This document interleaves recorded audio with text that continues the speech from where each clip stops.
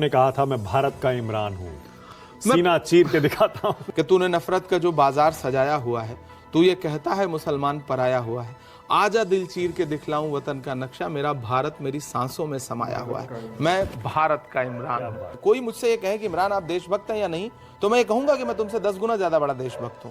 मेरी एक नज्म है कि सदियों से यहीं पर रहता है, जाने कितने दुख सहता है, भीगी पलकों से एक बेटा भारत माँ से ये कहता है, पुरखे हम सब के गोद में तेरी खाक ओढ़ कर लेटे हैं, माँ हम भी तेरे बेटे हैं। मिला हमेशा चाहत का पैगाम मदरसों से, कह रहा हूं मैं ये नाप कर तोल कर, अपने ईमा की आवाज पर बोल कर। तो इस नज़्म में मेरे भारत तेरी आन है, शान है, हम तेरी सरहदों के निगहबान हैं, हम मुसलमान हैं, हम मुसलमान। जैसे मैं एक पढ़ रहा था, गोबर को कोहिनूर बनाने में रह गए, बताने में रह गए, हिंदू को मुसलमान से लड़ाने में रह गए। बीजेपी आपको जब एंटी नेशनल कहती है आपको, और आपने कहा मुस्लिम सिर झुकाने वाली नहीं, सिर काटने वाली कौम है, उसको कई मिलियन लोगों ने देखा है, तो वो शुद्ध रूप से भाजपाई झूठ है। हमारे हाथों में शहनाई थमाई गई तो हम उस्ताद बिस्मिल्लाह खां हो गए। तो इसमें लिखा है आपने? इसमें क्या गलत है? आपने अतीक अहमद के लिए कह दिया था, दायरे में सिमट के आया है, हर रवायत से हट के आया है, आंधियों को जरा खबर कर दो, शेर वापस पलट के आया। दूध ने चाय को हरा डाला, भैंस ने गाय को हरा डाला। तो वो फिर जब मैं आया तो 20 मिनट की मुलाकात थी, जो 1 घंटा 39 मिनट चली। 20 मिनट का टाइम दिया था। हाँ, मुझे कहा गया कि राहुल जी 20 मिनट बात करेंगे आपसे। तो मैं उठते उठते मुझे लगा कि इस इंसान से तो पूरे हिंदुस्तान को मिलना चाहिए। एक शानदार इंटरव्यू न्यूज 24 एंकर मानक गुप्ता और कांग्रेस के राज्यसभा सांसद इमरान प्रतापगढ़ी, उन्होंने अपने पूरी जीवनी के बारे में बताया, किस प्रकार राहुल गांधी से मिले और लोकसभा का टिकट लिया, इलेक्शन लड़े 2019 का, जो कि वो चुनाव हार गए, उसके बाद उनको राज्यसभा का सांसद भेजा गया, और किस प्रकार असल मुद्दों को उन्होंने अपनी शायरी के दम पर सुनाया। तो आप इस पूरे इंटरव्यू को देखिए। आप देख रहे हैं न्यूज 24, मैं हूं मानक गुप्ता। आज चाय वाला इंटरव्यू कांग्रेस के राज्यसभा सांसद और देश के जाने माने शायर इमरान प्रतापगढ़ी का। इमरान प्रतापगढ़ी नाम के भी इनके पीछे बड़ी दिलचस्प कहानी है, वो भी पूछूंगा।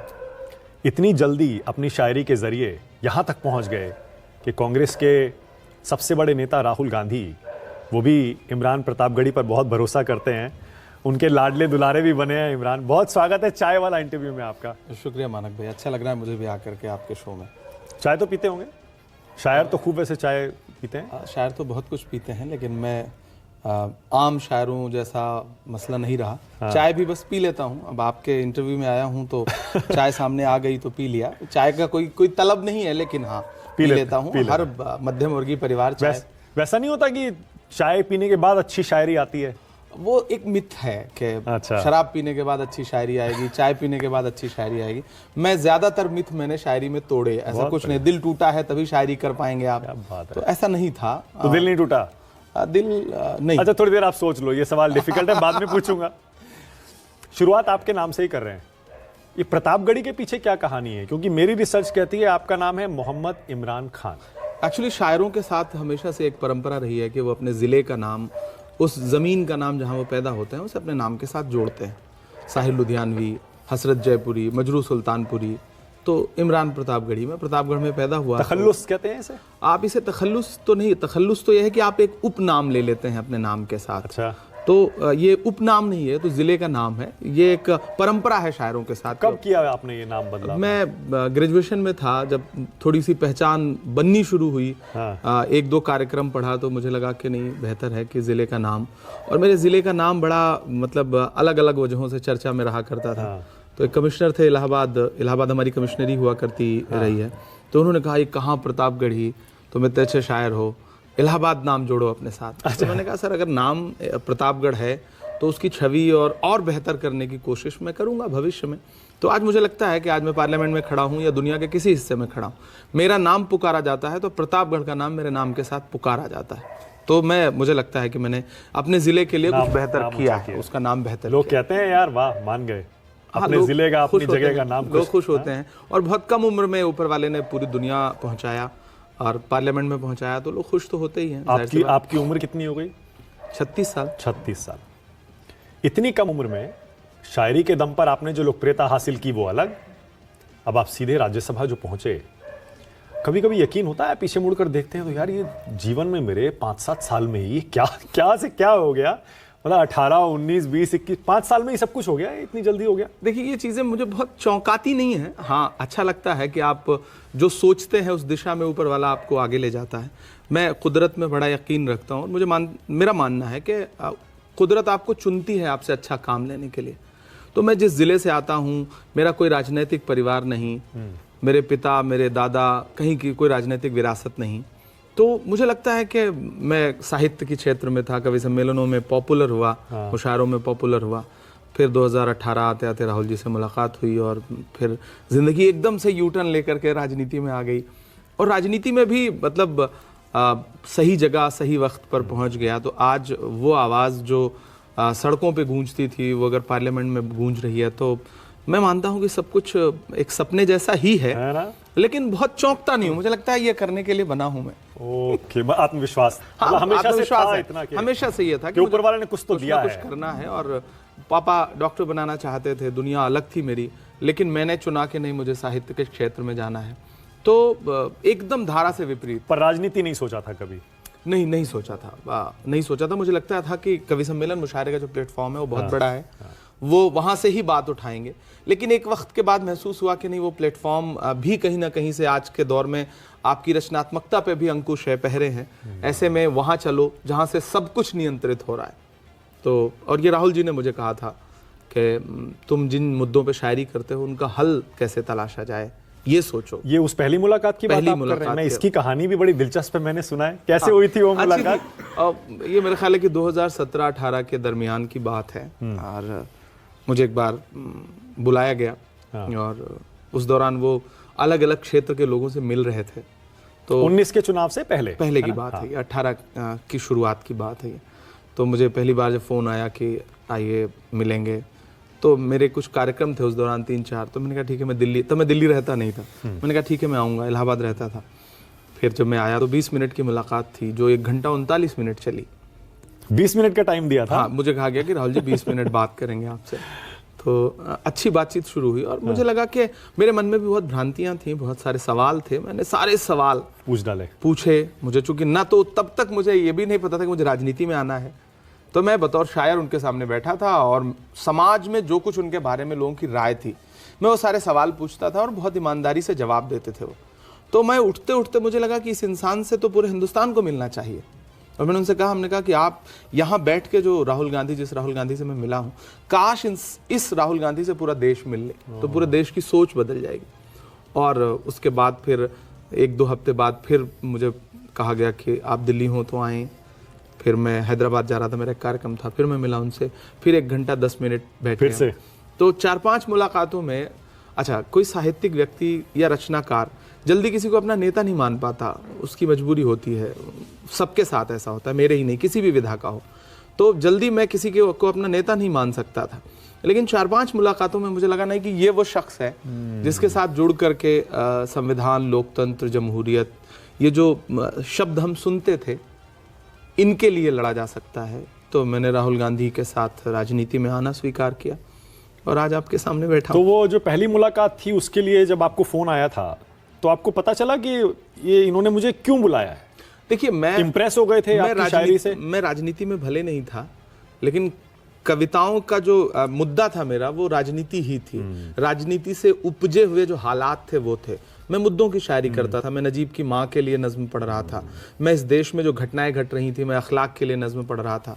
तो मुझे राजनीति की समझ थी और इलाहाबाद यूनिवर्सिटी का पढ़ा हुआ लड़का वो राजनीति तो जानता है। तो वो सारी शायरी उन तक पहुंच गई। मठाधीशी तो उसको आती ही है। तो हमने जो इलाहाबाद के चौराहों पे बैठ करके, यूनिवर्सिटी के चौराहों पे बैठ के जो चीजें सीखी थी वो काम आई, वो उन तक पहुंची। फिर उन्होंने आपको ऐसा बुलवाया? ऐसा मैंने उनसे ये सवाल नहीं किया कि आपने मेरी शायरी सुनी है या नहीं सुनी है। चूंकि उनसे बातें राजनीति पे शुरू हुई और राजनीति, साहित्य, कला, वो बहुत ही अच्छे व्यक्ति हैं। और मैं तो कभी कभी कहता हूँ वो जितने बड़े राजनीतिक व्यक्ति हैं उससे अच्छे वो दार्शनिक हैं, फिलोसफर हैं। वो बात करते हैं तो आपको एक अलग दुनिया उनकी बातचीत से आपको। मैंने सुना है उस मीटिंग में प्रियंका भी आ गई थी। बाद में उन्होंने मुझसे पूछा कि तुम प्रियंका से मिले कभी? तो मैंने कहा कि नहीं भैया मैं नहीं मिला हूँ। तब उन्होंने प्रियंका जी से मेरे सामने ही उन्हें फ़ोन किया और उन्होंने कहा कि तुम इमरान से मिलो, मतलब मिलो, तो वो आई फिर इमरान तुम्हारे साथ बैठेगा। तो दूसरे उन्होंने मुझसे पूछा कि आप कब बैठा, तो उन्होंने दीदी से पूछा, दीदी ने कहा कि मैं एक डेट बताई 2 या 3 दिन की बात कि मैं बैठूंगी। फिर मैं उनसे मिलने गया तो दीदी अलग से मिली और उन्होंने भी तकरीबन 1 घंटे बात की और बहुत मतलब मुझे महसूस हुआ कि उनका शब्द विन्यास बहुत अच्छा है, उनके पास हिंदी भाषा की ज़्यादा अच्छी उनकी पकड़ है, कविता उनको बहुत उन्होंने पढ़ा है कविताएं, तो उन्होंने साहित्य पे बहुत बात की और बड़ी भावुकता से बात की, तो मुझे बहुत अच्छा लगा उस परिवार से मिल करके और उसके बाद मैंने राजनीति में आने का फैसला किया। तो उस पहली मीटिंग में तय हो गया था कि आप 19 का चुनाव नहीं, बिल्कुल लड़ेंगे? बिल्कुल भी नहीं, वो तो 5वीं 6वीं मीटिंग में तय हुआ। ओके, मतलब तय क्या हुआ, उन्होंने कहा कि राजनीति में आओ। मैंने उनसे पूछा कि तो राहुल जी ने कहा था? राहुल जी ने कहा कि राजनीति में आना चाहिए आप जैसे युवाओं को। तो मैंने कहा कैसे, मुझे तो कुछ पता ही नहीं था कि हाँ कैसे आया जाता है। तो उन्होंने, तब राज बब्बर जी प्रदेश अध्यक्ष हुआ करते थे, उन्होंने कहा कि राज बब्बर आपसे बात करेंगे।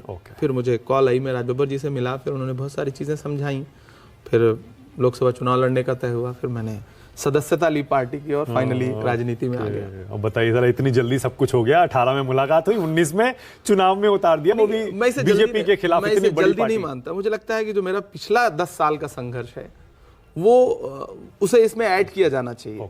मैं सिर्फ 1 साल, जो जिन्हें लगता है कि मेरी 4 साल की कामयाबी है या मेरे 4 साल का सफर है, नहीं राजनीतिक, मुझे लगता है कि उससे पहले भी मैं जिन मुद्दों पे लड़ रहा था वो भी राजनीति का एक हिस्सा था, बस राजनीति के दायरे में आकर के नहीं लड़ रहा था। तो मैं अपना सफर वहां से शुरू करूंगा, मैं सिर्फ यहां से नहीं जोड़ूंगा। ओके, तो उस चुनाव में हार क्यों गए आप, आपने सोचा है? हाँ, उसका 2 बड़ा कारण है। पहला ये कि मैं बिल्कुल नया था और मुझे कोई चुनाव लड़ने की कोई समझ नहीं थी मुरादाबाद से। दूसरा ये कि मुरादाबाद बहुत एक तरफा वोटिंग करता है, उसका मिजाज ऐसा है कि जब अजहरुद्दीन चुनाव जीते तो जो सपा का प्रत्याशी था उसको 25,000 वोट मिले, 24,000 वोट मिले, और फिर अगली बार जब अजहरुद्दीन छोड़ के गए तो कांग्रेस के प्रत्याशी को 19,000 वोट मिले। तो वो एक तरफा वोट करता है। और महत्वपूर्ण बात यह थी उस चुनाव में कि सपा बसपा का अलायंस था, तो लोगों को ये लगा कि भारतीय जनता पार्टी के मुकाबले सपा का प्रत्याशी लड़ रहा है। मैंने अपने दम पे जो माहौल खड़ा किया उस बुनियाद पे मुझे 60,000 वोट मिले, जिसमें मैं मानता हूं कि 50,000 वोट मेरी मेहनत के थे, जाहिर, वरना वो 10,000 और कोई भी प्रत्याशी होता तो 10,000 15,000, क्योंकि आप अगल बगल देखें, संभल देखें 13,000 वोट, अमरोहा देखें 15,000 वोट, बगल में बिजनौर देखें तो 16-17,000 वोट, तो 20,000 के नीचे का ही पूरे मंडल में वो था वोट प्रतिशत कांग्रेस पार्टी का। तो ऐसे में चुनाव सपा बसपा का अलायंस प्लस मेरा बिल्कुल नया होना, चुनाव बना के भी चुनाव हार गया मैं, तो वो दिल टूटा था जब नतीजा आया था। हाँ, जिंदगी में पहली बार हार मिली थी तो जाहिर सी बात है तकलीफ होती है, और आप राजनीति से नहीं थे, आपका तजुर्बा नहीं था, तो तकलीफ हुई। कुछ दिन बहुत मतलब सदमा तो नहीं कहूंगा, लेकिन अकेले रहा मैं, मतलब कम मिलना लोगों से। तब सोचा था कि यार अब पता नहीं आगे क्या होगा क्या नहीं होगा? नहीं, मेरी अपनी एक दुनिया थी, मैं उस दुनिया का मतलब सोचा था उसमें लौट जाऊंगा। नहीं, मैंने मुशायरे तब भी नहीं छोड़े थे। मैंने राजनीति में चुनाव 17 दिन लड़ने का समय मिला मुझे, एक दूसरा जिला, मैंने वहां जा करके 17 दिन तो आपको समझने में ही गुजर जाते हैं, तो वो गुजर गया। फिर मुझे लगा कि कवि सम्मेलन मुशायरे तो है ही, अपनी दुनिया है, पार्टी लगातार फिर कार्यक्रमों में बुलाती रही, प्रचार के लिए बुलाती रही, तो मैं जुड़ा रहा। फिर एनआरसी का मूवमेंट आ गया, मैं देश भर में आंदोलनों में जाने लगा, फिर कोरोना आ गया, फिर 22 में मैं राष्ट्रीय अध्यक्ष बन गया। लेकिन आपको तो माइनॉरिटी सेल का हेड बनाया गया ना 21 कांग्रेस पार्टी का, 21 में।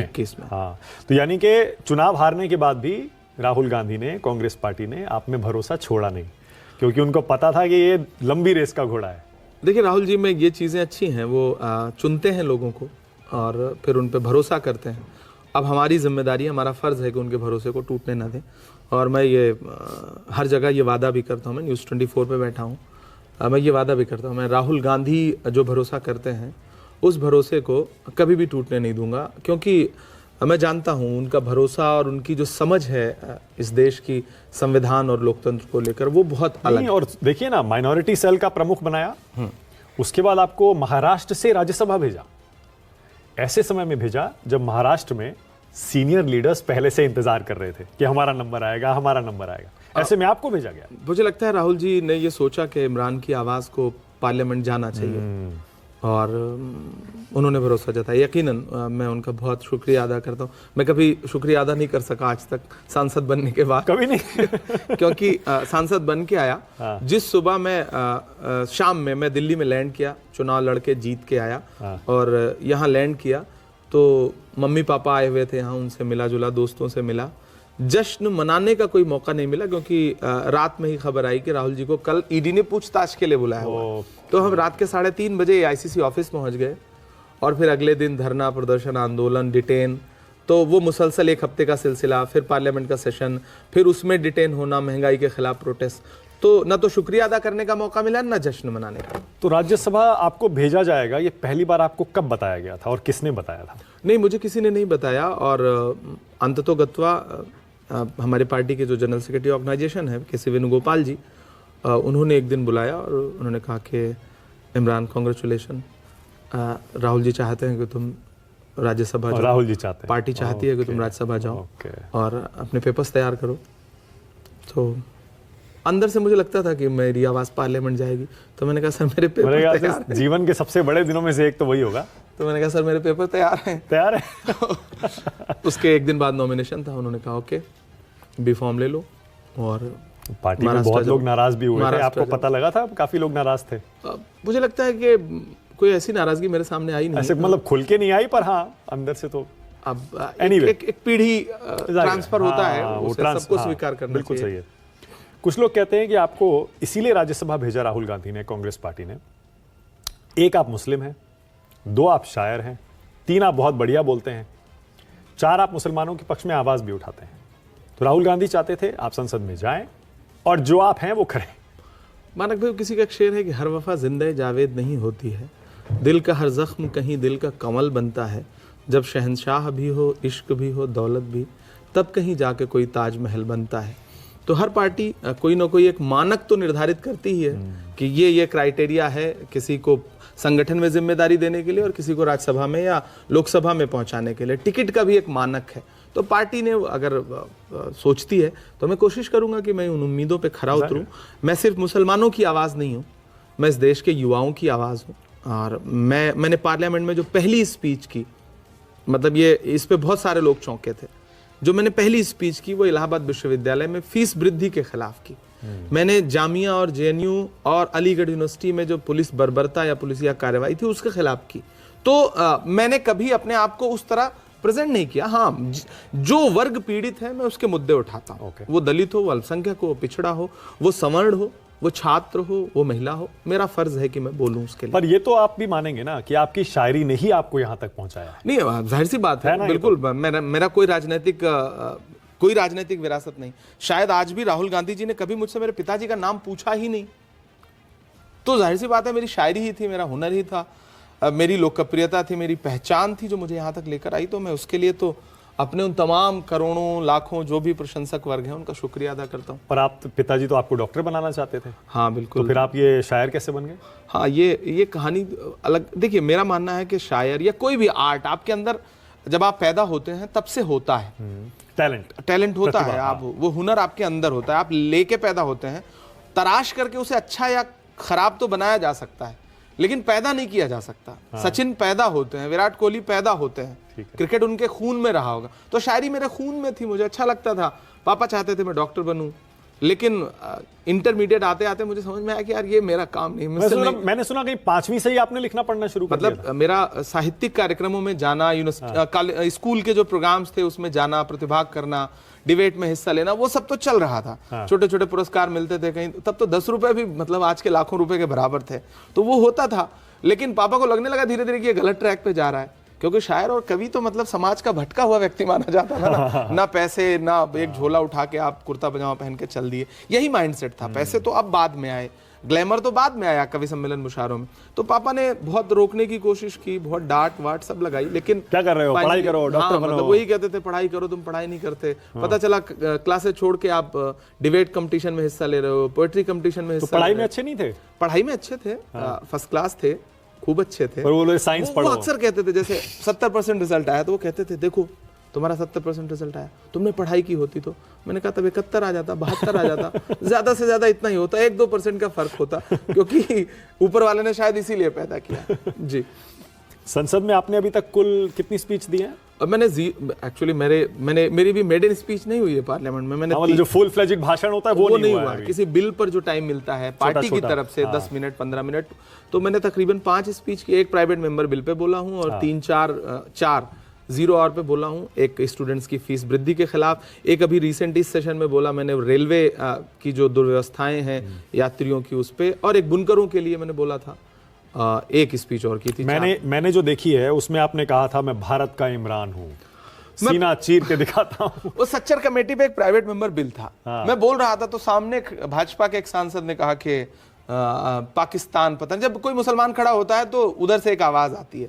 तो मेरी एक नज्म है, उसके 4 मिसरे हैं कि तूने नफरत का जो बाजार सजाया हुआ है, तू ये कहता है मुसलमान पराया हुआ है, आजा दिल चीर के दिखलाऊं वतन का नक्शा, मेरा भारत मेरी सांसों में समाया हुआ है, मैं भारत का इमरान हूं। पाकिस्तान तुम्हारे लिए जिंदाबाद होगा, हमारे लिए भारत जिंदाबाद है, हिंदुस्तान जिंदाबाद। वो अकस्मात एक्सटेम्पो निकल जाता है आपसे, क्योंकि वो आपके अंतर्मन की भावना है, तो वो निकल गया। तो आपके साथ अक्सर होता है कि इस तरह की आपको पाकिस्तान, एंटी नेशनल, ये सब बीजेपी वाले कहते हैं? हमने भी देखा बहुत सारे। सिर्फ बीजेपी नहीं, एक मना स्थिति पूरे समाज की ऐसी बनाई, एक नैरेटिव ऐसा बनाया गया, उसमें मीडिया का भी बड़ा रोल है, सोशल मीडिया का भी बड़ा रोल है, भाजपा का भी बड़ा रोल है, कि कोई मुसलमान है तो उसके नाम के साथ अभी जो भी संसद में हुआ, जो घुसपैठिए घुसे उन्होंने हमला किया, वो अगर मुसलमान होते तो उनके तार पता नहीं कहां कहां से जुड़ते। उन्हें कोई प्रदर्शनकारी तो लिखता ही नहीं।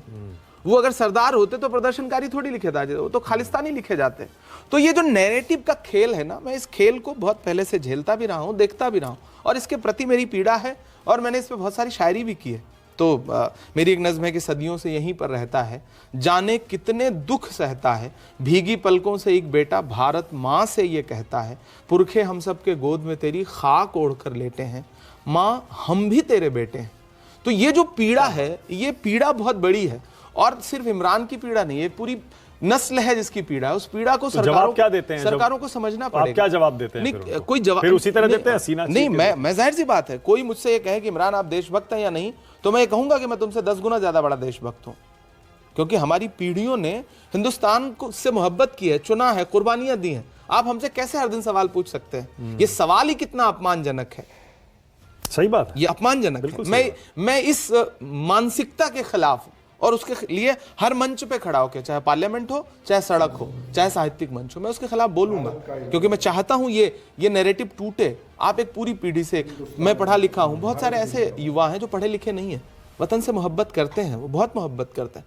आप जब उनसे इस तरह के सवाल पूछते हैं तो वो झुंझलाहट में न जाने कैसे जवाब देते होंगे। मुझे तो चलिए वाकपटुता है, तो मैं बहुत संभाल करके चीजों को बोलूंगा। हो सकता है उनके जवाब बड़े खराब होते हो, और आप उससे पूरी एक नस्ल को फ्रेम करते हो। वो सिलसिला खराब है, वो सिलसिला खत्म होना चाहिए। आपको सबसे ज्यादा जो नाम मिला वो कौन सी नज्म से मिला? हम पढ़ते हैं वो शायद मदरसा, अब वो शुरुआती नज्म थी। हाँ, वो उसके बाद सबसे ज्यादा तालियां, सबसे ज्यादा बातें कौन सी नज्म की होती है? एक्चुअली मैं ज्यादातर मैं पीड़ा को आवाज दे रहा था, मैं आंसुओं को नज्म बना रहा था। तो वो चाहे कश्मीर की नज्म हो, फलस्तीन की नज्म हो, या हालिया दिनों में नजीब की माँ के लिए मैंने जो नज्म कही, मुझे याद है 2016 का मसला है, जामिया में मुशायरा था, और मैं दिल्ली आया तो मुझे पता चला कि नजीब की माँ धरने पर बैठी हैं JNU के अंदर। वही 2-3-4 दिन हुआ था गायब हुए नजीब को। तो मैंने एक ऑटो पकड़ी और मैं मिलने गया। तब तो मेरे पास गाड़ी वाड़ी यहाँ होती नहीं थी, और मैं उनसे मिल के लौट रहा था, तो ऑटो में नज्म हुई थी वो। मतलब मैं VP हाउस में रुका था, मैं एक मित्र के पास, तो JNU से आते हुए VP हाउस तक आते आते वो नज्म कही मैंने, और शाम में मैंने खड़े होकर के वो नज्म पढ़ी। कैसे लिखते हैं जब आती है? हाँ, ध्यान में आती है तो आपके पास कलम या कागज कुछ हो, अब तो मोबाइल का वो है, नोट है, तो उसमें आप लिख लेते हैं। तो नोट की, और मैंने शाम में पढ़ी, तो वो अगले दिन पूरे हिंदुस्तान में वो नज्म फैली। और मुझे लगता है कि मैंने जब वो नज्म पढ़ता था तो मेरे साथ 20-20, 25-25 हज़ार की भीड़ रोती थी। मतलब कई सारे ऐसे क्या कहा था आपने उसमें? वो मेरी नज्म है कि सुना था कि बेहद सुनहरी है दिल्ली, समंदर सी खामोश गहरी है दिल्ली, मगर एक माँ की सदा सुन न पाए तो लगता है गूंगी है बहरी है दिल्ली। तो वो बड़ी पीड़ा की नज़्म है वो। जब मैं पढ़ता हूँ तो मैं खुद कई बार रोया हूँ उस नज़्म को पढ़ते हुए। तो मुझसे जो लोग कनेक्ट भी हुए मेरी शायरी की वजह से। दिल के सबसे करीब कौन सी आपकी नज़्म है? अब एक माँ से आप ये पूछें कि कौन से बच्चे को ज्यादा प्यार करती है तो बड़ा मुश्किल सवाल है। सबसे प्यार है एक आप प्रसव पीड़ा से जो माँ बेटे को जन्म देते, बेटी को जन्म देते गुजरती होगी, कोई भी शायर कवि कविता लिखते भी उसी दर्द से गुजरता है। तो मेरा मानना है कि सब मुझे बहुत प्रिय हैं। हाँ, कुछ नज़्में हैं जिन्हें बहुत पॉपुलैरिटी मिल गई। भाई जैसे एक है ना, मिला हमेशा चाहत का पैगाम मदरसों से, ये बहुत मेरी शुरुआती नज़्म है, पहली नज़्म है दरअसल। हाँ। इसी नज़्म ने मुझे मतलब पॉपुलर किया, मैं ये मानता हूँ। और वो दौर था, सोशल मीडिया का जमाना नहीं था। 2011-12 में कही गई नज़्म है ये। तब ब्लूटूथ से ऑडियो शेयर हुआ करता था, मल्टीमीडिया मोबाइल आ रहे थे। तो इस नज़्म ने ऐसी गुमनाम शोहरत दी कि मैं ट्रेनों में जा रहा होता था, बज रहा होता ये और बजता था, और लोग मुझसे कहते हैं कभी इस शायर को सुनना है, बहुत अच्छा पढ़ता है। तो ये मेरे साथ खूब आप ही से कहते थे? तो मुझसे ही, मैं मतलब अपनी नज़्म बज रही है तो मैं बड़ा ध्यान से सुनने लगता था। तो उनसे शायरी पे बात होती तो मैं कहता था क्या आप भी बताते नहीं होंगे कि मेरी है, बोलते होंगे हाँ भैया कैसी लगी? अंत में बताता था कि मैं ही हूँ, मैंने ही कही है। उस समय तो ये जमाना नहीं था ना कि फेसबुक, ट्विटर, ऑरकुट भी बहुत कम था। तो हम तो गांव से आए थे, मैं जीमेल चलाना नहीं आता था, मतलब लिटरली नहीं आता था। मोबाइल हाथ में नहीं था, तो कोई संसाधन नहीं थे लोगों के बीच तक जाने के। नहीं, लेकिन मैं चाहता हूं कि आप 2-4 लाइनें तो उसकी सुनाइए ना कम से कम। नहीं, वो मिला हमेशा चाहत का वो नज़्म एक्चुअली वो दौर ऐसा था कि देश में कहीं भी कुछ घट रहा था मदरसों से जोड़ दिया जाता था। तो मैंने मदरसों की जो पॉजिटिव चीज़ थी, जो वहाँ से पढ़ के निकले हुए लोग थे, मैंने उनको एक मुद्दा बनाया और मैंने वो नज़्म कही, मिला हमेशा चाहत का पैगाम मदरसों से, मत जोड़ो आतंकवाद का नाम मदरसों से। तो जो अच्छे लोग थे मैंने उनको उद्धृत किया इस नज़्म में। और ये नज़्म जहाँ भी सुनते थे लोग, मतलब मुझे कंधों पे उठा करके, जो मुशायरों में कभी नहीं होता था। मुशायरों में स्टारडम नहीं था, मतलब ये आप इस पे कभी विश्लेषण करिएगा। लोग आते थे, शायरों को सुनते थे, राहत इंदौरी, मुनव्वर राना, वसीम बरेलवी, सुनते थे प्यार से, ऑटोग्राफ ले लेते थे बहुत ज़्यादा से ज़्यादा, तो और सराह करके चले जाते थे। पहली बार ऐसा हुआ कि मैंने मुंबई में साकिनाका में ये मुशायरा था। हाँ। और मैंने जिस समय ये नज़्म पढ़ी है, तो यही नज़्म पढ़ी है मैंने, और अगले 10 मिनट बाद फिर वो मुशायरा वहीं पे ख़त्म था। और मैं लोगों के कंधे पर बैठ करके मालाओं से लदा हुआ मुझे गाड़ी तक लाया गया।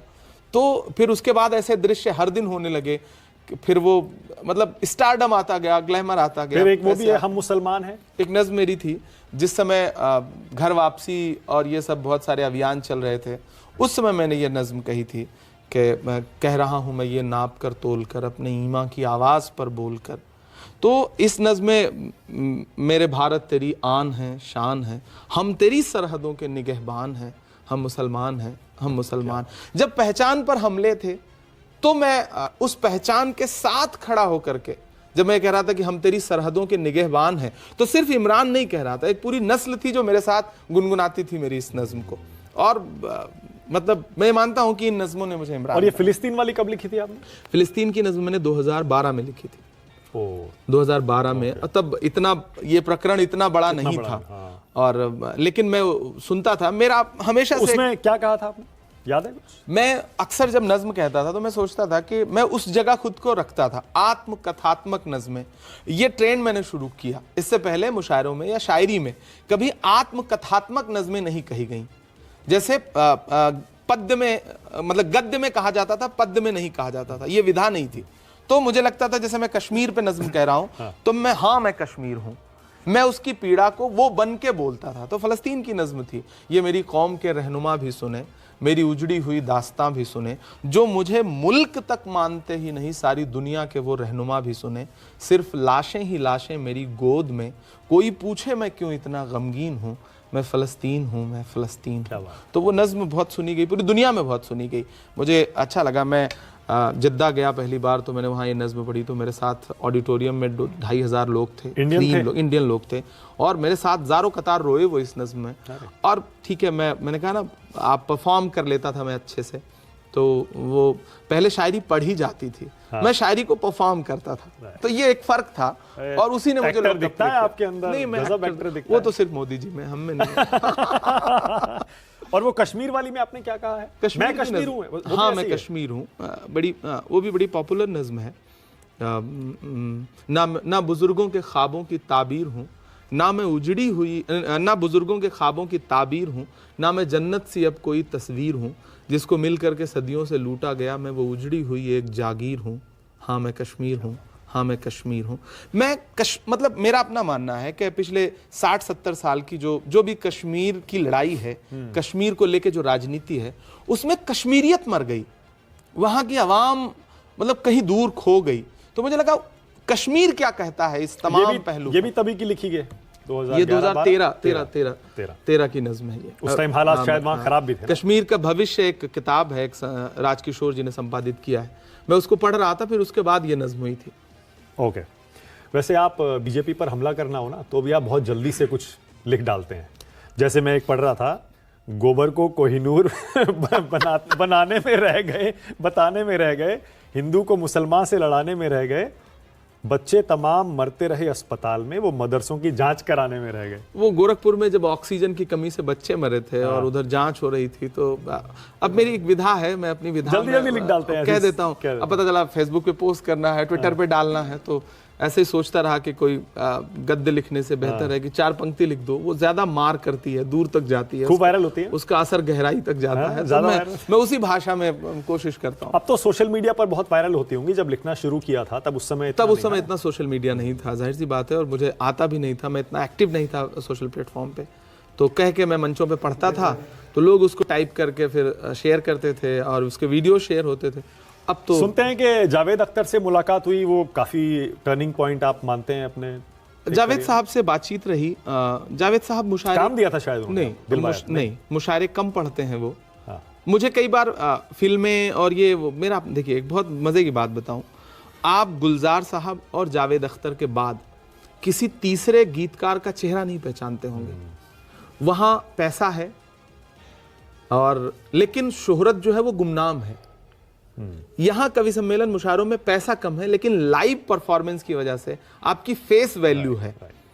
इमरान प्रतापगढ़ी को जितना लोग पहचानते होंगे, उतना इरशाद कामिल को या फिर और जो गीतकार हैं उनको नहीं। उनकी मजबूरी है, क्योंकि वो उन्होंने गीत लिखा, संगीतकार को दे दिया, उसने गाना बना दिया, पता चला मतलब जिसने गाया वो पॉपुलर हो गया। जगजीत साहब ने गजलें गाई जिनकी हमें भी बहुत दिन तक पता नहीं था कि इसका शायर कौन है, हमें लगता था जगजीत साहब की गजल है। आपने कुछ लिखी है फिल्मों के लिए? तो नहीं, मैं कभी ऑफर तो आए होंगे? हाँ, बहुत कई बार ऐसा हुआ कि आप आइए उधर, लेकिन मुझे लगा कि मेरे पास एक दुनिया है, मेरे पास एक प्लेटफॉर्म है, और यहाँ पैसे भी कम से कम मेरे लिए वहां से ज्यादा थे, तो मुझे ये दुनिया मुनासिब लगती। कुछ मैं कहीं पढ़ रहा था, मुनव्वर राणा आपसे नाराज हो गए थे, कुछ हुआ था क्या?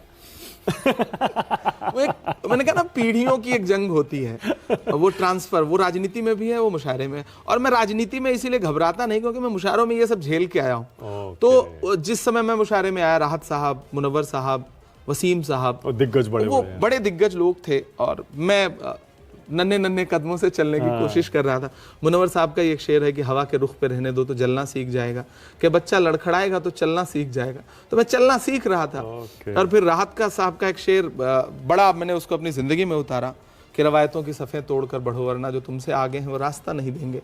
तो मैं रवायतों की सफ़े तोड़ रहा था, और उस तोड़ने में कुछ लोग नाराज हुए, हालांकि अब वो खुश हैं। कितनी खूबसूरत बात है कि आपने उस सवाल का जवाब देने के लिए उन्हीं की लाइन कही है।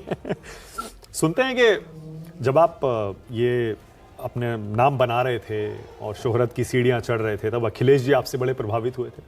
आपको यश भारती जो दिया था, हाँ, 2016 में मुझे उन्होंने यश भारती दिया।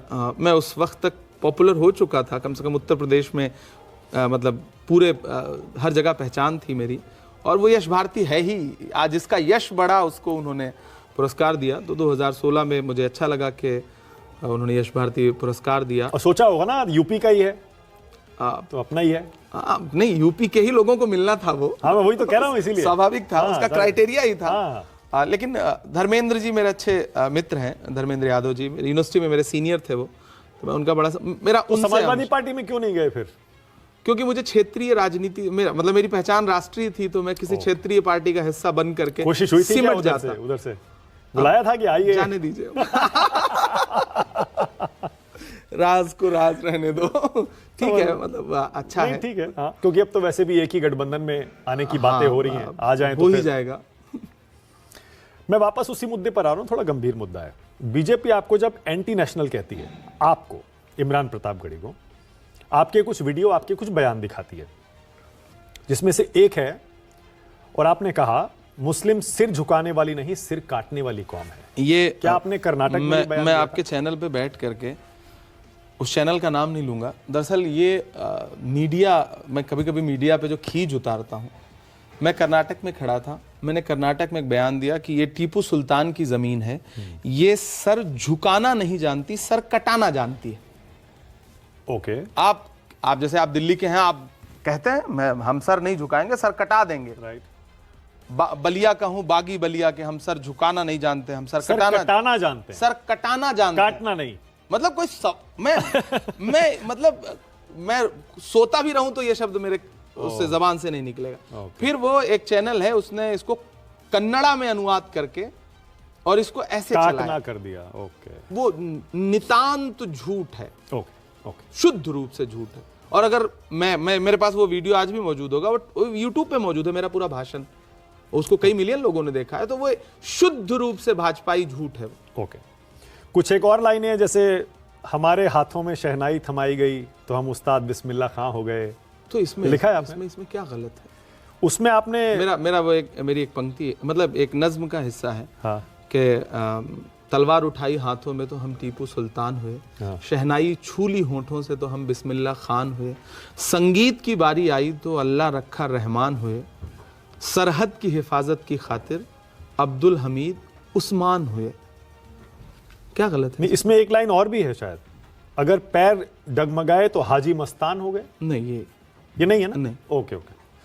मैं इसीलिए कह रहा हूं, नहीं, देखिए नहीं। सोशल मीडिया पर वो ये जो सोशल मीडिया पे हाँ। मैंने कहा ना, एक झूठ की फैक्ट्री है। मतलब, मेरी ओके। पंक्तियां हैं, मैंने आपको पूरी पंक्ति सुना दी। ओके। वो तो कोई और उसे कवि ने किसी पर लेकिन उसमें कुछ वीडियोस भी हैं। फिर आपने अतीक अहमद के लिए कह दिया था, दायरे में सिमट के आया है, हर रवायत से हट के आया है, आंधियों को जरा खबर कर दो, शेर वापस पलट के आया। दरअसल मैं पैदा हुआ प्रतापगढ़ में। हर मंच पर एक मुख्य अतिथि होता है। कवि सम्मेलन, किसी भी कवि सम्मेलन, मुशायरे का एक प्रारूप है। जो भी मुख्य अतिथि होता है, आप उसके लिए दो शब्द तारीफ में बोलते हैं, ताकि ऑडियंस आपकी कविता सुनने के लिए तैयार हो जाए। वो एक मंचीयता है। अच्छा, आप प्रतापगढ़ में पैदा हुए हैं, आप इस कोने जाएं, उस कोने जाएं, सुल्तानपुर जाएं, फैजाबाद जाएं, आगे आप बढ़ें चंदौली जाएं, आगे आप बढ़ें गाजीपुर जाएं, हर मंच पे एक मुख्य अतिथि मिलेगा। अब या तो आप पुलिस से उसका सर्टिफिकेट लेंगे, भैया कितने मुकदमे हैं इनके खिलाफ, बोलना है कि नहीं। अच्छा, जो मिलेगा उसके खिलाफ ही 20, 25, 30, 40, 50, तो वो आप वहां से आप नहीं बच सकते हो। जो जनप्रतिनिधि है, सांसद है, चुना हुआ सांसद, तो उस समय आप परफॉर्म करने के लिए क्या आपको फीस मिलती थी? जाहिर सी बात है, जो मुझे कार्यक्रम में बुलाता था वो मानदेय देता है हर कवि का अपना, तो वो मंचीयता है। फिर वो बड़ी दुश्वारियां हैं पर जिसे गाया जरूरी है। पढ़ूं आगे? छलक कर दर्द होठों तक चला आया, वो उसी कवि सम्मेलन का। अच्छा, उसी का है क्या? कवि सम्मेलन का। फिर आपने वो मुख्तार अंसारी के लिए भी कहते हैं ऐसे कह दिया था? एक ही कवि सम्मेलन। अच्छा अच्छा अच्छा। वो चुनाव प्रचार में गया था, चुनाव प्रचार के कार्यक्रम में आप खड़े हुए थे, तब मेरा कोई कहीं से राजनीतिक एसोसिएशन नहीं था ना, कि किसी पार्टी से जुड़ा हूं। फ्रीलांस पोएट्री कर रहे थे उस समय। हर देखिए होता क्या है ना, मैंने कहा ना, मैं किसी ऐसे परिवार से नहीं हूं जहां मेरे पीछे कोई बैकअप होता। इलाहाबाद विश्वविद्यालय का पढ़ा हूं, हमें मंच चाहिए था अपनी प्रतिभा दिखाने के लिए।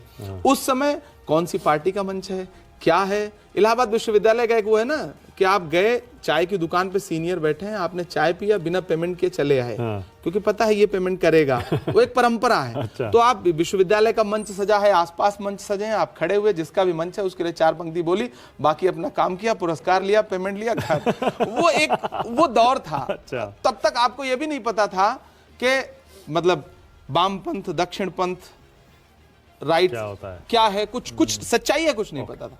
तब तो बहुत उम्र भी आपकी काफी कम थी, तो अभी 36 साल है। हाँ, तो उस समय पढ़ाई के दौरान आप और ही कम थे। ये उस समय के सारे, तो मैं जब थोड़ा बहुत रिसर्च कर रहा था ना, तो उसमें फिर ये भी आया, चाय वाले बाबू को चाय लेके डूबेगी, चाय से बचे तो गाय लेके डूबेगी। चाय का, अब ये चाय का नहीं, मैं जब बिहार में इलेक्शन हुआ और बिहार में लालू जी ने प्रचार किया, तो वो 4 पंक्तियां बड़ी पॉपुलर हुई थी कि वो दूध ने चाय को हरा डाला, जिसमें भारतीय जनता पार्टी के 40 हेलीकॉप्टर उड़ रहे थे, और लालू जी और नीतीश जी, कांग्रेस सब गठबंधन में, उन्होंने सरकार बनाई, महागठबंधन। तब मैंने ये 4 पंक्तियां कही थी कि दूध ने चाय को हरा डाला, भैंस ने गाय को हरा डाला। तो वो मैंने लालू जी के सामने पढ़ी एक कार्यक्रम में, तो वो बोले यार ये कौन है, ये कौन है। तो बड़ी रोचक पंक्तियां थी। उनका सेंस ऑफ ह्यूमर तो हाँ, वैसे ही गजब है। तो ये एक तरह से मंच का सेंस ऑफ ह्यूमर है। आपको गंभीर पूरा पढ़ दूं? पूरा पढ़ दूं? हाँ बिल्कुल पढ़ दूं। चाय वाले बाबू को चाय लेके डूबेगी, चाय से बचे तो गाय लेके डूबेगी, नोटबंदी जीएसटी इस सबसे भी बच गए तो नजीब की मां की हाय लेके डूबेगी। अब ये अंतिम पंक्ति थी जो मुझे कहनी थी। उसके लिए आप तुकांत में फिर आप वो चाय, गाय, अन्याय, ये सब सारी पंक्तियां लाते हैं, लेकिन असल मुद्दा जो था, मुझे मुद्दे पे बात करनी थी। असल मुद्दे पे बात कहने के लिए आप तमाम इस तरह की पंक्तियों का सहारा लेते हैं, और ये शुद्ध रूप से मंचीयता है। मैं पढ़ रहा था आपके 10 कुल मिला के आप भाई बहन थे नहीं है, मतलब हाँ कुल 10। हम 4 भाई हैं मुझसे, और 6 बहनें। छोटे हैं सब। तो क्या करते हैं बाकी सब लोग? बड़ी जो है मुझसे वो टीचर हैं, बाकी अभी पढ़ाई कर रहे हैं। बहन 2-3 बहनों की शादियां हो चुकी हैं, मैं अभी कुंवारा हूँ। नहीं, आपने ये जानबूझकर इस लाइन पर इतना जोर क्यों दिया? नहीं, मैंने बिल्कुल जोर नहीं दिया, मैंने बस सूचना दी है। सबको पता है, मतलब कोई आप शादीशुदा हो तो मोदी जी के बारे में ही बहुत दिन तक लोगों को भरम रहा, बाकी तो सबके बारे में। राहुल जी कुंवारे हैं, हम कुंवारे हैं, ये तो सलमान खान कुंवारे हैं, तो देश को पता ही है। कुछ शादी का इरादा है? नहीं, अब शायर तो देखिए दिल से शायर होता है, तो इश्क मोहब्बत तो उसके दिल मेरी में रहता है। आजादियां अच्छी नहीं लग रही? कब तक रहेंगे आजाद? अकेले कब तक रहेंगे? रहने दीजिए। आप लोगों के हश्र देख करके तो लगता है कि आजादी आ जाए तो अच्छा। पर मैं वापस वहीं जा रहा हूं, 10 भाई बहनों के साथ बचपन कैसा गुजरा? हाँ, बहुत अच्छा सवाल है। हाँ, आसान नहीं होगा बिल्कुल। माँ एक बाप के जैसे लिए। मतलब जैसे होता है ना कि जैसे आप लोअर मिडिल क्लास कहते हैं, वो परिवार था, छोटा सा घर, और उसके बीच में एक परिवार में बड़ा बेटा होना, साथ में मैं ये भी जोड़ रहा हूँ, सबसे बड़े आप हैं? अब मुझसे बड़ी एक बहन है, लेकिन बड़ा बेटा होना, राइट। परिवार में बड़ा बेटा होना एक बहुत अलग तरह की जिम्मेदारी है। उस जिम्मेदारी को निभाते हुए आप आगे बढ़ते हैं। पिताजी नहीं चाहते थे कि मैं प्रतापगढ़ से आगे पढ़ने इलाहाबाद जाऊं। मुझे लगता था कि मेरी दुनिया यहाँ, अब ये कैनवस छोटा है, मुझे आगे जाना चाहिए। तो कोई फॉर्म लाके देने वाला भी नहीं था। मतलब ये बात कहते हुए मेरे रोंगटे खड़े हैं कि कोई फॉर्म लाके भी यूनिवर्सिटी का देने वाला नहीं था। ज़बरदस्ती मैंने यूनिवर्सिटी का फॉर्म भरा, एंट्रेंस दिया, एडमिशन हो गया। अब जब एडमिशन हो गया तो पापा नहीं चाहते थे कि मैं पढ़ने जाऊं इलाहाबाद। एक तो उसका कारण था कि बड़े बेटे से बाप को मोहब्बत थोड़ी ज्यादा होती है, और उससे लगता है कि आंख के सामने रहे, पहला। दूसरा शायद कि 10 बच्चों की परवरिश, आप मदद भी करते होंगे शायद। पढ़ाई, बड़ा खर्च जाएगा तो वहाँ रहेगा, कमरा लेगा, खर्च बढ़ेगा, ये भी एक कारण हो सकता है, हर पिता के दिमाग में होता होगा। तो कमाना कब शुरू किया था? तो उसके बाद मैंने जिद करके मैं गया, और फिर ग्रेजुएशन का फर्स्ट ईयर, फिर उसके बाद मैंने कभी पापा से पैसे नहीं लिए। फिर मिलने लगे 500 रुपए, 400 रुपए, 200 रुपए कार्यक्रम में मिलते थे, और शॉल मिलती थी साथ में। वो भेजने शुरू किए होंगे घर पैसे? तो नहीं, वो कभी मुझसे पैसे नहीं लेते थे, लेकिन मतलब ठीक है, अब तो मैं खुशी खुशी उनको जो भी दूं, पिता हैं, उन्हें गर्व होता है, लेकिन वो मतलब मेरा खर्च हो जाता था। मैं माता पिता के लिए गिफ्ट ले जाता था, भाइयों के लिए, बहनों के लिए। तो मैंने वो जिसको कहते हैं ना लोअर मिडिल क्लास का जो दर्द है इस देश में, उसको मैंने जिया है। इसलिए मैंने कभी आज तक ये कहानी नहीं सुनाई। एक पीड़ा जिसको मैं आज इस मंच पे साझा कर रहा हूँ। मुझे याद है, मैं इलाहाबाद यूनिवर्सिटी के फर्स्ट ईयर में था, और पापा आते थे, 50 रुपए देते थे, 100 रुपए देते थे। तो इलाहाबाद से ट्रेन पकड़ते थे, ट्रेन 13 रुपए का ट्रेन का टिकट होता था जनरल का। हम इलाहाबाद उतरते थे, वहाँ से रिक्शा पकड़ते थे और यूनिवर्सिटी जाते थे। ये पूरी कहानी थी।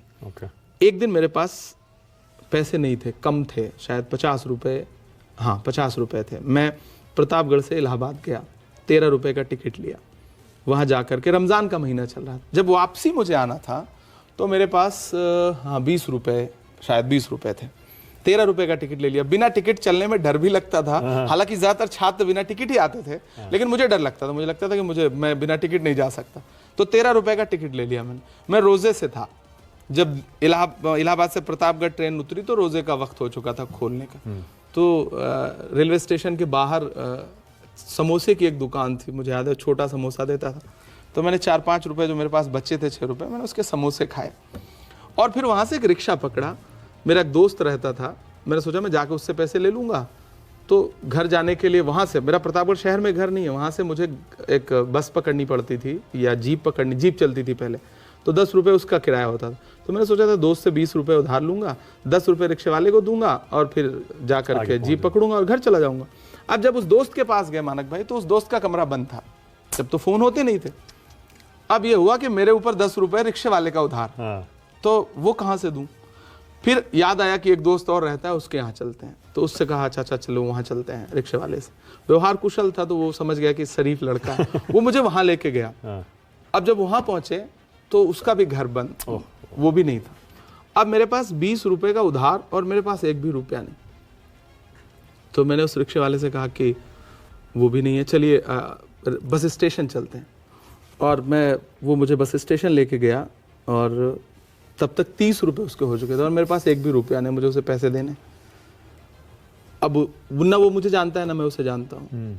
तो मैंने उससे कहा कि चाचा रुकिए मैं बस देख लूँ, और मैं बस देखने गया और चला गया। उसको पैसे न दे सकता था ना मैं उससे कह सकता था। वो 30 रुपये आज भी मेरी मतलब रूह पर, जिसको कहते हैं ना कर्ज, वो बोझ है।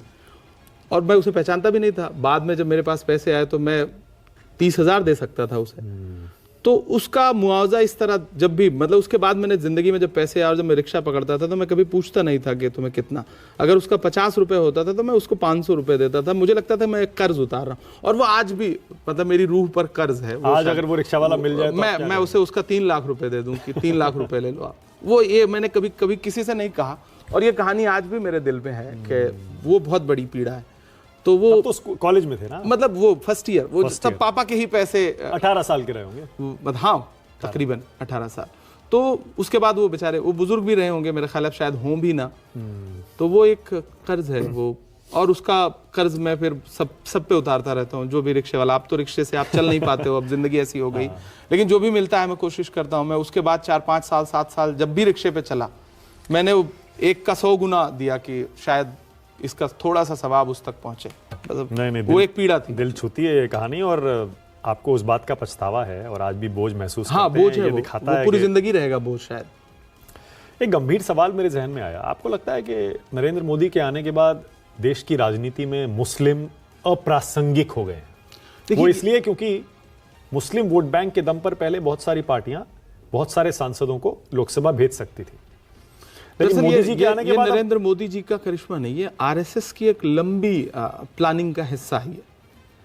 देश में मुसलमानों को राजनीतिक तौर पे अछूत बना देना, ये बंच ऑफ थॉट से शुरू होती है और उसको एग्जीक्यूट कर रहे हैं लोग, और वो एक एजेंडा है इसमें। पर हो गया ना, वो तो हुआ है, बिल्कुल हुआ है। देख लीजिए कितने एमपी हैं बताइए। ये जितने नारे हैं सब झूठे हैं, सबका साथ सबका विकास। स्थिति है कि जब 2014 के बाद एमजे अकबर, सैयद जफर इस्लाम और मुख्तार अब्बास नकवी भाजपा के राज्यसभा के 3 सांसद थे, एक झटके में कहाँ चले गए आपको पता है। बड़ी बड़ी बातें करने वाली भाजपा एक भी टिकट किसी मुसलमान को नहीं देती लोकसभा में, तो राज्यसभा वो कहते हैं कि मुस्लिम हमें वोट ही नहीं देते, इसीलिए हम भी मुस्लिमों को, हम तो कहते हैं हम जिताऊ उम्मीदवार देते हैं। देखिए, हम एक मानक भाई, यहाँ मैं एक इंसान के, तो मैं राजनीतिक विरोधी होने की वजह से नहीं बोल रहा हूँ। जब आप लाल किले की प्राचीर पर खड़े होकर के महिला सशक्तिकरण पर भाषण देते हैं 15 अगस्त को, और उसके अगले 1 घंटे 1.5 घंटे बाद बिल्किस के बलात्कारी रिहा किए जाते हैं, उन्हें माला पहनाई जाती है आपके गृह राज्य में, तो आप कौन सा संदेशा दे रहे हैं? महत्वपूर्ण बात यह है कि आपने कोशिश ही कौन सी की लोगों को। आप मोहम्मद बिन सलमान को गले लगाएंगे, लेकिन भारत के किसी सलमान को गले लगाते हुए आपको पीड़ा होती है। तो वो बात तो आपको खुद भी, आप कितने ईमानदार हैं अपने नारों के प्रति, वो आपको खुद देखना पड़ेगा। ओके, अब इस इंटरव्यू का सबसे दिलचस्प राउंड, रैपिड फायर राउंड, जहां छोटे छोटे सवाल आएंगे, आपको छोटे छोटे जवाब देने हैं, एक शब्द या एक वाक्य में, और उसमें तो आप माहिर हैं, अपनी बात छोटे में कह देना। नहीं भी होंगे फिर भी जवाब तो देंगे। ओके, पहला सवाल रैपिड फायर राउंड का, इमरान प्रतापगढ़ी इस देश का सबसे बड़ा शायर आप किसे मानते हैं?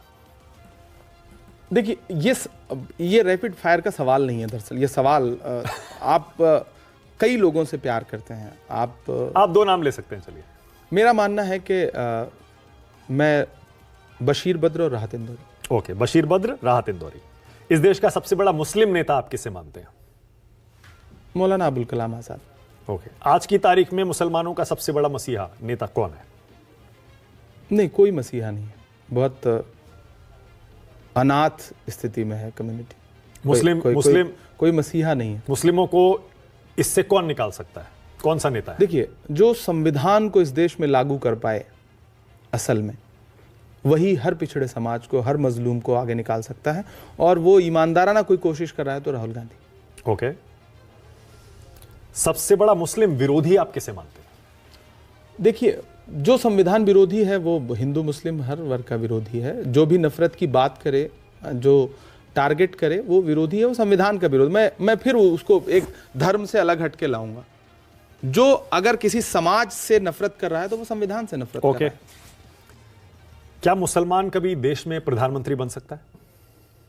आपको क्या लगता है, हाँ या नहीं, या पता नहीं? बिल्कुल बन सकता है, बनना चाहिए। कोई मुख्यमंत्री बन सकता है? बनना चाहिए। बनना चाहिए, पर आपको लगता है कभी बनेगा? आज के हालात में बनने की संभावना है? बनना चाहिए, यही कहूंगा, बनना चाहिए। देश का सबसे प्रॉमिसिंग नेता आपको कौन लगता है, जिसका फ्यूचर बहुत ब्राइट लगता हो? युवा नेताओं में नहीं, बहुत सारे नाम हैं जो अच्छी राजनीति कर रहे हैं, अच्छा करेंगे, और बहुत सारे नाम है। किसी एक दो नाम लेकर के मैं बाकियों को नाराज नहीं कर सकता। समझ गया, यही है ना, सवाल थोड़ा ट्रिकी होता है ये। ओके, क्या आतंकवाद का कोई धर्म होता है? नहीं होता, बिल्कुल नहीं होता, और इस पे मैं लंबी बहस करने के लिए तैयार हूं। ओके, फिर कभी करेंगे। हाँ। रैपिड फायर में अगला सवाल, इंडिया या Bharat? India, that is Bharat. बहुत बढ़िया। क्या भारत हिंदू राष्ट्र है, जैसे आरएसएस कहता है? जो ये कहता है वो संविधान को नहीं मानता है, डॉक्टर बाबा साहब भीमराव अंबेडकर के सपने को नहीं मानता है। और अगर बीजेपी ने संविधान बदलकर वहां से सेक्युलर शब्द हटा दिया तो? क्या बदलना चाहती है बीजेपी संविधान? ओके, क्या मदरसों में सिर्फ इस्लाम की शिक्षा दी जानी चाहिए? नहीं, और सिर्फ दी भी नहीं जाती, ये भरम है। ये जबरदस्ती का बनाया हुआ एक भरम है। अच्छा इंसान बनना सिखाया जाता है, और कंप्यूटर, इंग्लिश, बहुत सारी चीजें सिखाई जाती हैं। क्या सभी मदरसों का देश में रजिस्ट्रेशन होना चाहिए? रजिस्ट्रेशन है। अगर कोई मदरसा बोर्ड से संबद्ध नहीं है तो भी रजिस्टर्ड है, ऐसा नहीं है कि नहीं रजिस्टर्ड नहीं है। राहुल गांधी प्रधानमंत्री कब बनेंगे? बहुत जल्द। 2024 में पीएम कौन बनेगा? मेरा सपना है कि राहुल गांधी प्रधानमंत्री बने। धारा 370, कश्मीर में 370 हटाने पर आपका स्टैंड क्या है? जो कांग्रेस CWC का स्टैंड है। ओके, वो तो अभी आया ही है। कॉमन सिविल कोड पर आपका स्टैंड क्या है? आप इस देश को एक रूपता क्यों देना चाहते हैं? आपको अलग अलग रंग के फूल अच्छे क्यों नहीं लगते? राम मंदिर के उद्घाटन में कांग्रेस नेताओं को जाना चाहिए या नहीं जाना चाहिए? जिसको भी बुलाया जाए, ये उसकी व्यक्तिगत मर्जी है। मुझे लगता है कि देश के प्रधानमंत्री को राम मंदिर के भी उद्घाटन में जाना चाहिए, और जो वहाँ मस्जिद बन रही है उसके उद्घाटन में भी जाना चाहिए। बहुत बढ़िया, सवाल के जवाब में सवाल उछाल दिया। जाना चाहिए। ओके, आपको राज्यसभा में कौन लाया? राहुल गांधी को श्रेय देंगे इसका? कांग्रेस पार्टी लाई। पार्टी। महाराष्ट्र के तमाम विधायकों का शुक्रिया अदा करूंगा जिन्होंने मुझे वोट देके चुना। मैं इसीलिए कह रहा था ना, आप मंझे हुए राजनेता बन गए हैं। नहीं, मैं बिल्कुल किसको श्रेय देना है ये भी एकदम जहन में आ आम गया। आदमी की तरह महाराष्ट्र के विधायकों को नहीं भूल सकते। कैसे भूल सकते? उन्होंने वोट ना दिया होता तो मैं चुन के यहाँ थोड़ी बैठा होता। बहुत बढ़िया, मान गए। आपका राजनीतिक गुरु किसे मानते हैं? राहुल गांधी। राहुल गांधी। राजनीति में कौन लाया? राहुल गांधी। बेस्ट शायरी आपकी कौन सी है? फिर से पूछ रहा हूँ। वो मैं फिर वही जवाब दूंगा कि एक माँ से आप उसके कौन सा बच्चा ज्यादा प्रिय है। नहीं, अच्छा, सबसे ज्यादा तालियां कौन से नज्म पे पड़ती हैं? वो मतलब मैं कोई मानक नहीं है इसका, मेरी शायरी। होता क्या ना, देखिए, तालियां बजवा लेना एक अलग हुनर है। हाँ। वो मैं किसी भी तरह की पंक्ति पे बजवा सकता हूँ। वो अच्छी कविता पे अच्छी ताली बजे ये जरूरी नहीं। अंदर से अब शायर ज्यादा महसूस होता है या नेता? शायर। अभी भी शायर? बिल्कुल। नेता महसूस नहीं होता? वो महसूस करना भी नहीं चाहता मैं। जिस दिन आप पूर्ण रूप से नेता बन गए, हाँ। उस दिन फिर आपके अंदर का शायर मर जाएगा, और मैं अपने अंदर के शायर को कभी नहीं मरने दूंगा। ओके, अब मैं कुछ नाम लूंगा या कोई शब्द, आपके जहन में जो पहला शब्द या वाक्य आता है आपको वो बताना है। असदुद्दीन ओवैसी। पढ़े लिखे व्यक्ति हैं, भाजपा की मदद करना कम कर दें, ये सलाह है मेरी उनको। अकबरुद्दीन ओवैसी। नहीं, बोलने से पहले 100 बार सोचिए। आपके बोले गए शब्दों का दुनिया में क्या असर होता है, वो आप नहीं समझते। मुसलमानों के नेता माना जाता है उनको, सबसे बड़े दोनों ओवैसी। मैं नहीं मानता अपना नेता, मैं भी मुसलमान हूं। अखिलेश यादव? अच्छे इंसान हैं, सुलझे हुए व्यक्ति हैं, अच्छे मुख्यमंत्री भी साबित हुए थे। ओके। कमलनाथ तो उन्हें अखिलेश वखिलेश बोल रहे थे, गलत बोला था उन्होंने, नहीं बोलना चाहिए था। बहुत बढ़िया। मुलायम सिंह यादव? बहुत बड़े व्यक्ति थे, बहुत महान व्यक्ति थे। उन्होंने सामने बैठ के मेरी कविताएं सुनी हैं, मुझे बहुत सराहा है, तो मेरा उनसे एक अलग तरह का रिश्ता है। नेताजी इस देश में सुभाष चंद्र बोस के बाद किसी नाम के साथ फिट होता था, मुलायम सिंह जी के साथ ही। ओके। मायावती? बड़ी मुख्यमंत्री रही, अच्छा कार्यकाल रहा। इन दिनों मुझे लगता है कि मिशन से भटक गई। मिशन से भटक गई। ओके। योगी आदित्यनाथ? भगवाधारी मुख्यमंत्री? किसी का वस्त्र उसके लिए न तो आलोचना का पात्र हो सकता है, न तारीफ का, लेकिन बतौर मुख्यमंत्री वो सबके लिए समान हो जाएं तो मुझे लगता है प्रदेश ज्यादा खुशहाल हो। मतलब अभी नहीं है सबके लिए? नहीं है, बिल्कुल नहीं। ओके। साध्वी प्रज्ञा? वो आतंकी आरोपी हैं। गिरिराज सिंह? गोडसे की हिमायती हैं। गिरिराज सिंह? गिरिराज सिंह अप्रासंगिक हैं राजनीति में अब। एसटी हसन? मुरादाबाद के सांसद, जिनसे आप हारे थे? बिल्कुल अच्छे इंसान हैं, अच्छे लेकिन इंसान? राजनीति के लिए टक्कर कैसी हुई थी? राजनीति के लिए फिट व्यक्ति नहीं है, शरीफ इंसान है। ओके। नरेंद्र मोदी? भारत के प्रधानमंत्री हैं। अमित शाह? अपने नारे जो उन्होंने दिए हैं उन नारों को सही से इम्प्लीमेंट करें। अमित शाह? अमित शाह जी गृह मंत्री हैं, अपनी छवि सुधारने की कोशिश करें, गृह मंत्री का जो कर्तव्य है उसे और अच्छे से निभाएं। ओके। राहुल गांधी? हमारे नेता। सोनिया गांधी? देश में बहुत कम राजनीतिक लोग हैं जिनके लिए आपके मन में आदर से थोड़ा सा एक गहरा और शब्द होता है, श्रद्धा। ओके। तो जब वो सामने बैठती है ना तो ऐसा लगता है कि वो मुनव्वर साहब का एक शेर है कि चलती फिरती हुई आंखों से अज़ां देखी है, मैंने जन्नत तो नहीं देखी है, माँ देखी है। तो उनको जब भी सामने देखता हूँ तो मुझे ऐसा लगता है कि जैसे माँ बैठी हुई है और वो मतलब सारे बच्चे उन्हें अपनी माँ मान सकते हैं। प्रियंका गांधी? दीदी? दीदी है, बिल्कुल दीदी है, और बहुत मतलब अच्छी राजनेता है। मुनव्वर राणा? बड़े शायर, हमारे कुनबे के बुजुर्ग। उनकी सबसे ज्यादा शायरी आपको कौन सी पसंद है? बहुत सारी हैं, मतलब खूब सारी याद भी हैं, सुना दीजिए। खूब सारी शायरी उनकी अच्छी है, बहुत अच्छी है। उनके मैं मतलब होता है ना, चुन पाना बड़ा मुश्किल काम होता है। उनका एक शेर है कि जो हुक्म देता है वो इल्तिजा भी करता है। बहुत गंभीर बात हो गई इसलिए शेर सुना। हाँ। जो हुक्म देता है वो इल्तिजा भी करता है, ये आसमान कहीं पर झुका भी करता है। तू बेवफा है तो ले एक बुरी खबर सुन ले कि मेरा इंतजार दूसरा भी करता है। क्या बात है। क्या बात है। बहुत बढ़िया। कुमार विश्वास? अब मेरे अच्छे साथी हैं और कवि सम्मेलनों में उनके साथ खूब मेरा साथ रहा या कभी नहीं बहस कभी कोई होती है ना, कभी बहस जैसा कुछ नहीं था। वो हमारे सीनियर, देखिए एक महत्वपूर्ण बात, जितनी मेरी उम्र है उतना उनका मंचों पर जीवन है। मतलब मेरा ख्याल है 36-37 साल से ज्यादा वक्त से वो मंचों पर है। तो वो नो डाउट हमारा उनका कभी, उन्होंने खूब सारे कार्यक्रम उनके साथ पढ़े, राजनीतिक विचारधारा अलग अलग है हमारी उनकी, लेकिन उसके बावजूद ठीक है, वो बड़े भाई की तरह है। ओके। अतीक अहमद? अब नहीं है, मरहूम है। मुख्तार अंसारी? अब कई बार के विधायक रहे, माफिया होने का भी आरोप है, लेकिन अब वो मेरे पूरे राजनीतिक जीवन में मतलब जेल में ही हो तो कभी बाहर सार्वजनिक तौर पे रहे ही नहीं, तो कोई साबिका नहीं रहा मेरा। उमर खालिद? उमर खालिद से एक आध मुलाकात हुई जेएनयू में मेरी, और मुझे लगता है कि इस देश में चंद ऐसे लोग जिनके साथ कार्यपालिका, न्यायपालिका, हर जगह मतलब नजरअंदाज और अन्याय हो रहा है, उसमें से उमर खालिद एक चेहरा है। उमर खालिद की जो इमेज बनाई गई वो बिल्कुल वैसा नहीं है। ज्योतिरादित्य सिंधिया? पहुंची वहीं पे खाक जहां का खमीर था। तो, और वो किसी का शेर है ना कि ना खुदा ही मिला ना विसाले सनम, ना इधर के रहे ना उधर के। नहीं, वहां तो कैबिनेट मिनिस्टर बने हुए हैं। ठीक है, कैबिनेट हम तो देखते जब से कैबिनेट मिनिस्टर बने हैं। हाँ। मतलब एयर इंडिया भी बिक गई, कुछ बच रहा है क्या उस विभाग में? आप बताओ ना। तो मिनिस्टर विदाउट पोर्टफोलियो तो क्या ही मतलब है उसका। नुपुर शर्मा? मुझे लगता है कि अस्तरहीन सवाल, मेरे लिए जवाब देने का कोई मतलब नहीं है इस सवाल का। पूरा देश जानता है कि वो क्या है। कन्हैया लाल, वो टेलर जिसकी गर्दन काट दी गई थी। गलत हुआ और प्रशासन ने आरोपियों को पकड़ के जेल भेजा। इंसाफ, उनके परिवार को इंसाफ मिलेगा। सरकार ने अपने स्तर पे हर प्रयास किया उनके परिवार को इंसाफ देने के लिए, मुआवजा दिया। किसी की जान लौटाई नहीं जा सकती, लेकिन जो भी था वो अच्छा नहीं था। बिल्कुल सही कह रहे हैं बात तो आप।